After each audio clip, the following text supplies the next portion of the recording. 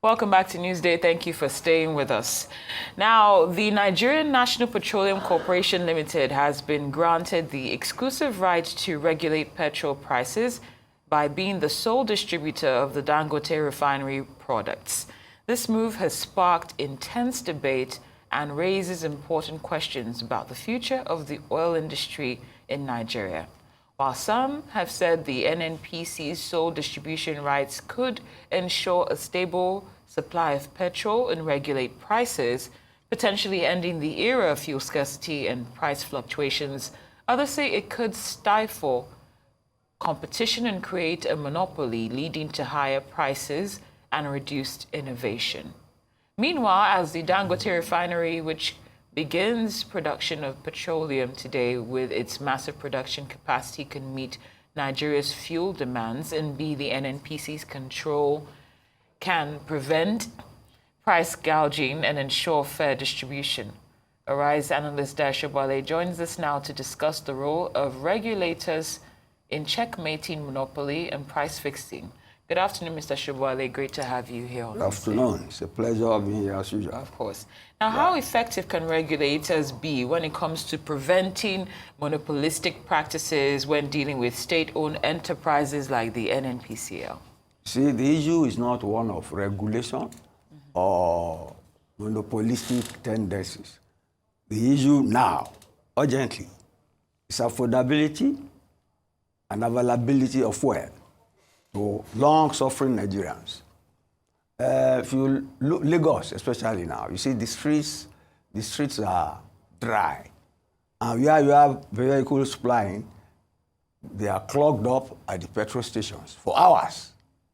For hours. And you can see the queue at some petrol stations going on miles. It is a very bad situation. So whether a regulator operates the system or a monopolist does the same thing, what I'm trying to tell you is availability and affordability matters. I mean, they matter a lot. The NNPC has been the monopolist of our oil industry. But you see, it suffers from policy inconsistencies.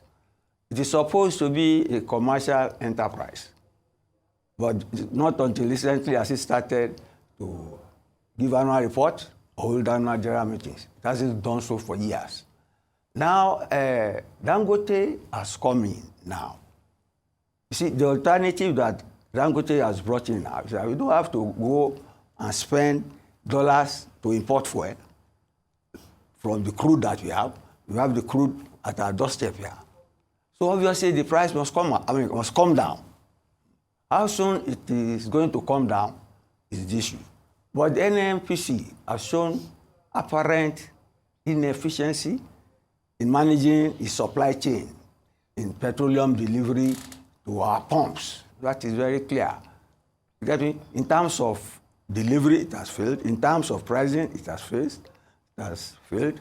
So if government still feels that in spite of this failure pedigree, it is the NNPC that it is best to handle it, maybe it's because it has seen that other competing entities do not have the distributive capacity or the supply chain that the NNPC has. But I'm skeptical because a supply chain should make delivery at affordable, timely rate, and NNPC has failed on that. So it is a matter of affordability and affordability and availability. So let them sort that out before Dangote starts rolling out its own petrol. So we don't have bottlenecks immediately. Yeah. This will not solve the problem. Let's leave it at that for now. And that's one of the major conversations is the issue of opacity, because when NNPC when the announcement was made, that NNPC will be the sole buyer from Dangote refineries, it was obvious to all that we would never really know the price that Dangote will be selling their PMS for at cost. Now, this opacity, why do you think NNPC, besides some of the issues you've raised, why do you think NNPC doesn't want the Independent Petrol Marketers Association, for example, IPMAN, to be able to access the fuel from the refinery as well? Shouldn't we all have some sort of structure that ensures transparency in the market? You must learn from experience. You see, many people believe it's the marketers that are responsible for the soaring fuel prices. Sometime here, in the middle of the year, somebody said the petrol price will reach $7.50. And I said it's not possible. Then later, it's the marketers saying it. They called the whole conferences and it's called themselves stakeholders and predict these soaring prices and they come out to pass. You get me? They said it from 500 to reach 650 to 750. See, we are here now. So their reputation in terms of transparency is not manifest to me, and it's not public spirited. Get me? It does not show that it cares for the consumers. Is NNPC any more transparent, though? But the NNPC, you see, NNPC is the major company that Nigeria has. All oil producing companies have their own major companies. You get me? You may say I'm going overseas now. Pemex, that's the one from Mexico. The president is going out. He's handing over to a lady in the same party. You get me? And they have one of the biggest refineries, which they've been building through 2019, so that they don't import oil from America. You see, it's a pity we have 4 refineries that are dormant. And you see, it's a pity too that our last president was oil minister before, so he knows the industry very well. And again, the succeeding president is an oil man too, and worked in Mobile, so they know what they should do. And if they say NNPC should handle it, yes, maybe others do not have the resources, and maybe patriotism may play a part, get me, and the NNPC may likely have more mercy on Nigerians than the oil marketers. Get me? So I can rationalize it on that score. But what is important is efficiency. Efficiency in creating the affordability and availability of the product in the market at a continuous rate. That is what is important. Whether it is regulated or deregulated, and to me it's immaterial. We are practicing, the regulation, I'm suspicious of it, because what was brought by the World Bank, and you know what came out of everything, the World Bank intervening. So if the government, in its wisdom, feels Dangote, NNPC should buy from Dangote, incidentally, either fortunately or unfortunately, Dangote itself is experienced about monopolies. That's the monopoly on the sugar cement market in this country. For if it is as the receiving end of another monopoly, they should know how to handle each other. Get me? What is important, like I stress, that it will be made available, fuel should be made available to Nigerians at affordable price. Great, Mr. Sobowale. Great emphasis on that. I know that's the immediate objective, but when it comes to long term, even if you don't want to go that far, long term, say long term. You have to rescue yourself from the present now before you. I know, but just long term. Long term. Yes. How can regulators balance the need for market stability with the promotion of competition in the petroleum sector? Yes, let them have competent hands, good leadership, well-trained leadership. You get me? And you may not like this. Let them copy what Obrador. You leave this September. You succeeded in October on by the ladies. Let all presidents pledge when they come in that they will leave the country better than they met it, or at least they will build a refinery for Nigeria. You see, because when people have fuel, industries can flourish, vehicles can move, and the hospitals can function. So many things, just like electricity, they are all linked. So let us plan to make our refineries work. If the 4 ones cannot work, let them sell them to people who can make them work. or outsource them. Even if NNPC does not work well, they can outsource its duties and functionalities.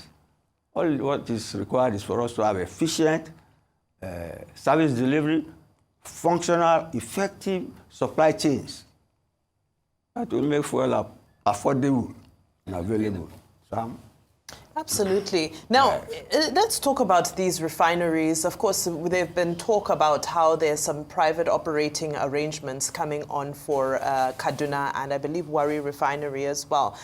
What then happens when they come online? Are we now saying that we're comfortable with the NNPC being responsible for being the sole buyer from all the refineries once they come on? Or do you think it's just a stopgap for now while we only have one operational refinery? It is the law of the land on management of petroleum resources. You get me? The handling of it is vested in the NNPC. What is required is for us to make NNPC accountable and efficient. Accountable, efficient, and proactive, like your long term, and proactive. And you see, it is lamentable. You have some of the best brains in engineering and whatnot. They are in NNPC. They are in NNPC.